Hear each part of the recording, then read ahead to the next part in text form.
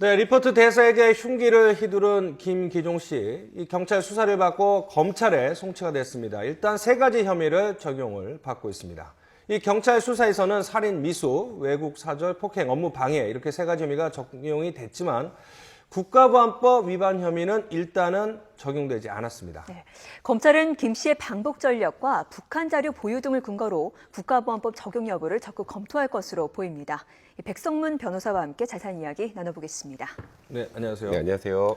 이제 경찰 수사에서 이제 검찰로 송치가 됐는데 경찰 수사는 크게 두 갈래로 봐야 되지 않았겠습니까? 살인 미수나 그 사건 자체에 대한 것과 국가보안법. 네, 그렇죠. 근데 이제 사건 자체의 혐의만 적용을 했군요. 처음은요. 예. 그러니까 일단 그 이유가요. 네. 경찰에서는 구속 기간이 열흘밖에 되지 않아요. 그렇죠. 그래서 네. 열흘이 지나면 검찰로 송치를 해야 되는데, 네. 그러니까 아까 말씀하셨던 것처럼 살인 미수 혐의나 뭐 업무방해죄나 외교사절에는 폭행 부분은 사실상 좀 명백한 부분이 있었기 때문에 그 부분은 큰 수사가 필요했던 부분이 아니었던 것 같고 그렇죠. 결국 국가보안법 위반 여부가 핵심이 됐을 텐데 네. 국가보안법 위반 여부를 판단하기 위해서는 이적 표현물을 소지하고 있다는 것 외에 목적성도 가지고 있어야 되거든요. 근데 그 부분을 수사하기에는 열흘이란 기간이 너무 짧았던 것 같고 그래서 국가보안법 위반 여부가 제외됐다라기보다 이제 수사의 공을 검찰로 넘기고 검찰의 수사 지휘를 받아서 앞으로도 이런 부분을 추가로 수사할 뭐 그런 상황이라고 보시면 됩니다. 자, 이제 궁금한 게 이 세 가지 혐의만 적용이 된다면 물론 국가보안법 적용은 나중에 하겠지만 구형량은 어느 정도 될까요?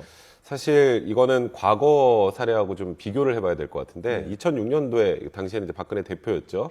커터칼 피습 사건이 있었는데 그 당시에 살인미수죄는 무죄가 나왔어요. 그렇죠. 무죄가 나오고 흉기유대 상해 부분만 유죄가 나왔음에도 불구하고 징역 10년이 선고가 됐거든요. 그러니까 굉장히 중요한 건데요. 그렇죠. 이번 같은 경우에는 이게 통상 다른 사람이 아니라 외교사절 같은 경우는 형법에서도 일반 폭행죄가 아니라 외교사절에 대한 폭행죄로 가중해서 처벌을 하고 있다는 것까지 감안을 하면 또 그때보다 이번에 상처 깊이도 더 길었고 흉기도 더 그때보다 뭐 과도로 25cm 정도 되는 흉기였기 때문에 아마도 이번에는 구형량은 10년을 훨씬 상회할 것 같고요. 뭐 일단 구형량은 거의 20년 가까이 되지 않을까라는 생각이 듭니다. 네. 이 세 가지 혐의만 봐서도요. 네, 그렇습니다. 그렇죠. 이번에는 박근혜 대통령 사건 때와는 달리 살인미수 혐의가 적용이 됐습니다. 김기종 씨가 아무래도 사전에 치밀하게 준비를 했다라고 본 거라고 할 수 있을까요? 그러니까 일단 사전에 준비를 했다라는 부분은 경찰에서 어느 정도 파악을 한 것 같고요. 그거보다도 살인의 고의가 있었는지 여부는 그 행위할 때 당시의 상황을 보고 판단을 하는 건데 과거 박근혜 대통령 피습 당시에는 커터칼이었어요, 흉기가. 커터칼은 통상 사람을 살상할 정도에 이르는 무기는 보통 아니라고 보는데 이번 같은 경우는 과도가 25cm 정도 됐고 찌르는 방향이 목 부위였어요. 사람의 목 부위는 사람 신체에서 가장 약한 부위거든요. 여기에 칼을 찔리게 되면 사망할 거라는 건 누구나 충분히 예견할 수 있기 때문에 25cm 정도 되는 과도로 사람 목을 노렸다는 점만 가지고도 충분히 살인 미수로 처벌될 수 있는 상황이기 때문에 2006년도하고 이번 사건하고는 좀 본질적으로 좀 다른 부분이 있다고 보셔야 될 것 같습니다. 자, 이제 뭐 경찰 수사 결과를 보면은 범행 며칠 전에 김기종 씨가 뭐 검색을 해서 형법도 검색을 하고요. 그다음에 리포트 대사의 키를 알려고 했는지 오바마 대통령의 키도 알았고요. 그다음에 이 정확하게 이해가 좀 안 되는 부분인데 이제 칼날을 하늘을 향해서 쥐었다는 게 이렇게 진 거랑 지면을 하는 건 이렇게 졌다 뭐 그런 차이인가요? 네, 그렇죠. 그러니까 이렇게 지고 이렇게 찌르는 건지 이렇게 지고 이렇게 찌르는 것에 따라서 그 칼날의 방향이 결정이 되니까 그거에 따라서 고의성 여부가 좀 갈릴 수 있거든요. 근데 아까 말씀하셨던 것처럼 오바마 대통령의 키를 검색하거나 뭐 형법을 검색을 하거나 이런 부분은 사전에 자신이 어떤 행위를 했을 때 어떻게 처벌받을지 그러니까 형법을 검색했다는 부분은 오바마의 키를 검색했다는 거는 그러니까 대략 어느 정도를 찔러야 살상을 할 수 있을지에 대한 그런 사전 준비라고 볼 수 있기 때문에 경찰은 그런 부분도 살인의 고의를 입증할 수 있는 또 다른 추가 자료라고 판단한 것 같습니다. 그러니까는 그 지총호 사건 때는 결국은 검찰에서는 살인 미수 혐의를 적용했지만 법원에서 상해죄를 했기 때문에 그렇죠. 우발적이거나 아니면 김기종 변호인 측이 얘기하는 것처럼 일종의 퍼포먼스였다라는 거를 반기를 들기 위해서 그런 여러 가지 정황 같은 거, 치밀한 범행 이런 걸 준비를 하는 거를 경찰이 입증하려고 많이 노력을 했다 이렇게 봐야겠고요. 그렇죠. 이제 경찰에서는 일단 변호인 입장에서는 김기종 씨 변호인 입장에서는 당연히 살인의 고의가 없었다.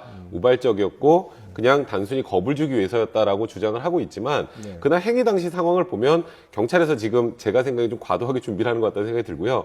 행위 당시 상황만 봐도 25cm의 과도를 들고 목을 찔렀다는 건 과거 판례들 지켜봤을 때 거의 100% 살인 미수 혐의가 충분히 인정될 상황인데 그래도 2006년 사건이 있었으니까 경찰 검찰에서 좀 더 치밀하게 이 사람이 어떤 계획을 세웠고 그날 당일날 그렇기 때문에 칼을 이쪽으로 향했다라는 부분을 좀 더 좀 명확하게 입증하기 위해서 좀 더 많은 준비를 했다고 보시면 될 것 아무래도 같습니다. 계획 백성이나 고의성이 있었다라고 네, 본 그렇죠. 거군요. 일단 검찰에 송치가 됐습니다. 이제 검찰이 이번 사건이 발생한 직후에 특별수사팀을 꾸렸거든요. 어느 정도 규모입니까? 그러니까 통상적으로 원래 아무리 좀 중요한 사람의 피습 사건이라도 대부분 예. 형사부에서 담당을 하는데 이번 사건 같은 경우에는 이제 공안 일부에서 담당을 하게 공안 됐죠. 일부요? 예. 근데 공안 일부에서 담당하게 된 이유는 김기종 씨가 피습한 당시에 뭐 이번에 한미 군사 동맹 훈련을 좀 비난하고 북한을 동조하는 듯한 발언을 했기 때문에 그 이후에 배후 세력까지 확인을 한다는 측면에서 공안 일부로 가게 됐고 예. 공안 일부에서만 또 담당하기가 그런 게 이게 어쨌건 강력 사건이잖아요. 그렇죠. 그러니까 강력부도 들어와야 됐었고 또 이메일이나 그다 휴대전화 분석 같은 거라기 위해서는 첨단수사 범죄부도 들어와야 돼서 네. 대략 들어간 검사 수만 20명이 넘고요. 네. 뭐 종로경찰서나 기타 경찰까지 감안하면 한 100명 정도가 수사에 지금 투입이 된 거니까 사실 뭐 이런 정도 뭐 사안이 중대하긴 하지만 정말 이례적으로 엄청난 숫자의 수사 인력이 투입이 된 거죠. 사건의 무게감 때문이죠. 어쨌든 간에 상당히 이례적으로 대규모 수사단이 구성이 됐는데 자, 세 가지 혐의에 대해서 이제 경찰 수사에서 어느 정도 네. 밝혀졌고요. 그러면 이제 검찰 수사는 국가보안법 위반 여부에 대해서 초점이 맞춰질 수밖에 없는 건가요? 그렇죠. 그러니까 국가보안법 위반 여부를 수사한다는 의미는 결국 그의 배후 세력을 밝히겠다는 그렇죠. 의미라고 예. 보시면 될 것 같아요. 예. 왜냐하면 이 이적 표현물 같은 경우에는 지금 감정 의뢰에서 나온 것만 해도 충분한 자료가 되는데 네. 과연 목적성이 있느냐거든요. 네. 근데 김기종은 계속 주장하는 게 연구 활동의 일환으로 본 것이지 뭐 내가 국가 존립 안전이나 민족 기본 질서 해하는 점을 알고 이런 부분을 소지한 게 아니라고 주장하는데 네. 왜 이 부분을 가지고 경찰이나 검찰이 주목을 하고 있냐면 이 김기종 씨가 그럼 최근에 어떤 사람들을 만났는지, 그럼 이 자료가 어떻게 활용됐는지를 알 수 있는 거거든요. 이게 진짜 연구 목적에 활용이 된 건지, 아니면 소위 말해서 북한과의 연계성이 있는 단체들과 이런 부분에 관련해서 이 자료를 활용을 했는지, 그런 거에 따라서 이제 국가보안법 위반 여부 결정이 되는데, 국가보안법 위반 여부가 결정이 된다는 건 그 외 배후 세력까지 같이 검토를 하겠다는 의미이기 때문에, 그러니까 국가보안법 위반이 추가로 더 적용된다고 해서 뭐 형이 엄청나게 가중되진 않아요. 이게 뭐 엄청나게 형이 높은 중대한 범죄는 아니기 때문에 결국 그 부분에 집중을 한다고 보시면 될 것 같습니다. 자, 그럼 이제 궁금한 게 결국 이제 국가보안법 위반 여부에 대해서 집중 조사한다는 건 결국 그 이면에 숨겨진 의미는 배후 세력이 있는지 조력자들이 있는지를 알아보겠다는 건데 실질적으로 범행을 모의하거나 지시를 했다라는 정황 증거가 나오지 않더라도 어떤 이적성이나 그런 논의 같은 걸 한 것만으로 이렇게 이 사건에 연루를 시킬 수 있는 여지는 있습니까? 그러면 안 되겠죠. 그렇죠. 그러면 절대 안 될 텐데, 그러니까 지금 일단 통화 내역 분석을 통해서 한 2월 중순부터 최근까지 3회 이상 통화한 사람들을 네. 기초로 해서 일단 뭐 한 30명 정도 되는 것 같더라고요. 네. 그 사람들에 대해서 수사를 진행을 하고 또 과거에 뭐 북한을 다녀올 때 왕재산 사건의 간첩 혐의를 받았던 사람하고 같이 동행했다 이런 얘기를 나오는데 이제 문제는 네. 통화 내역은 조회할 수 있는데 통화 내용은 알 수가 없어요. 네. 그럼 과연 저도 지금 좀 수사에 대해서 의구심을 갖고 있는 게 과연 모의를 설사했더라도 모의한 부분에 대한 명확한 증거를 검찰에서 확보할 수 있을까? 단순히 회합을 하고 단순히 전화 몇 통을 했다는 것만으로 이번 사건의 배후라거나 혹은 공모한 걸로 볼 수 있을지는 굉장히 의문이 들거든요. 그래서 사실 처음에 수사팀이 꾸려질 때부터 저도 좀 우려를 했던 게 이게 결국 마치 대외적으로 볼 때는 아니 이건 약간 공안몰이 아니야라는 우려 섞인 시각이 많았잖아요. 근데 물론 수사는 이렇게 하는 게 맞아요. 왜냐하면 이건 굉장히 중대한 사건이고 이 사람이 최초 피습할 당시부터 북한과 연계성이 의심됐기 때문에 수사 범위를 넓히는 건 맞는데 결국 아무것도 얻어내지 못하게 되면 결국 검찰에서 그럼 뭐 100명씩 꾸려서 도대체 뭐 한 거냐라는 비난을 피할 수가 없을 것 같거든요.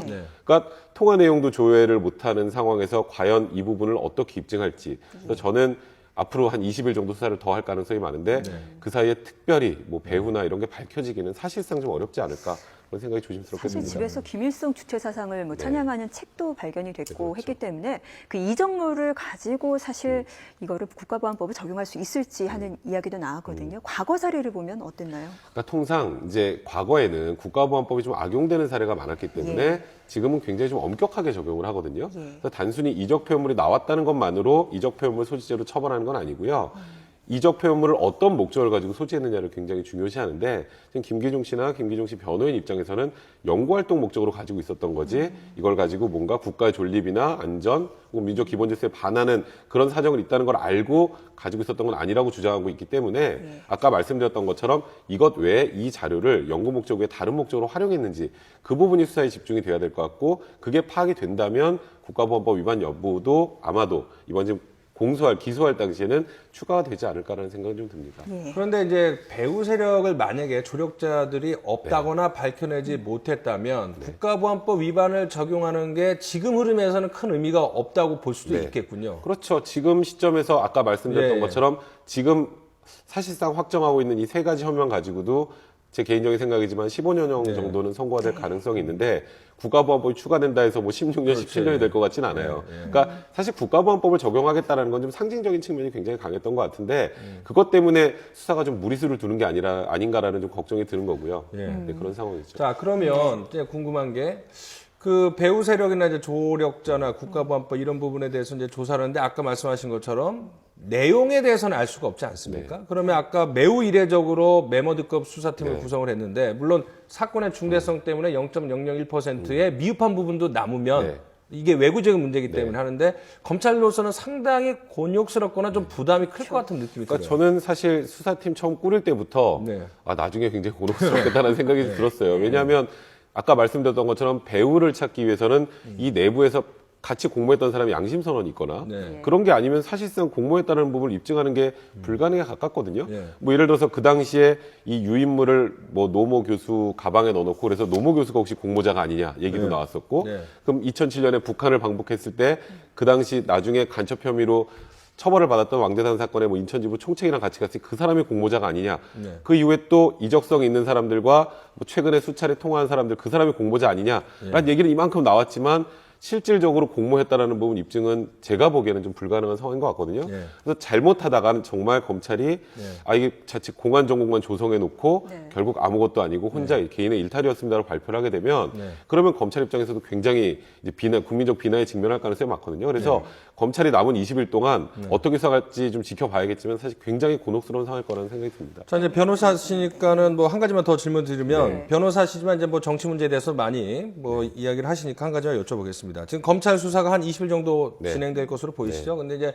처음에는 이제 사건의 긴박성 때문에 경찰 수사에 이제 초점을 맞추고 리포트 대사에 쾌유를 빌었는데 이게 말씀을 우려하신 대로 수사 결과가 국가보안법이나 조력자 배후가 나타나지 않는다면 네. 한 달 한 보름 뒤에 또 재보궐선거도 있고 야당 입장에서는 종북 숙주 이런 발언에 대해서 상당히 민감하게 발언하기 때문에 정치적인 어떤 공방으로 계속 소재가 돼서 악용될 가능성도 있지 않을까라는 우려도 나오고 있습니다. 이거는 4.19 재보선까지는 그냥 갈 것 같아요. 예, 그때까지 어찌 보면 가장 중요한 이슈가 될 것 같고 야당의 발목을 항상 잡았던 게 북한과 관련성 맨날 그 선거 때마다 나오는 이슈잖아요. 그러니까 그 부분에 관련해서 새누리당은 계속 뭔가 수사 결과가 제대로 나오지 않더라도 예. 사실 수사 결과가 국가보안법에 적용이 안 되고 배후 세력이 없다라고 하더라도 김기종 씨 개인을 어쨌건 야당 국회의원들의 뭐 도움이라고 해야 될까요? 그래서 네. 국회에서 발언도 여러 번 했었던 전력을 가지고 계속 문제 삼을 가능성은 많고 예. 그러니까 야당 입장에서 저는 개인적으로 생각하기에 그냥 지금 새누리당이 뭐 종북 숙주 얘기를 하는 거에 대해서 뭐 형사 고소를 한다 이런 얘기를 하는데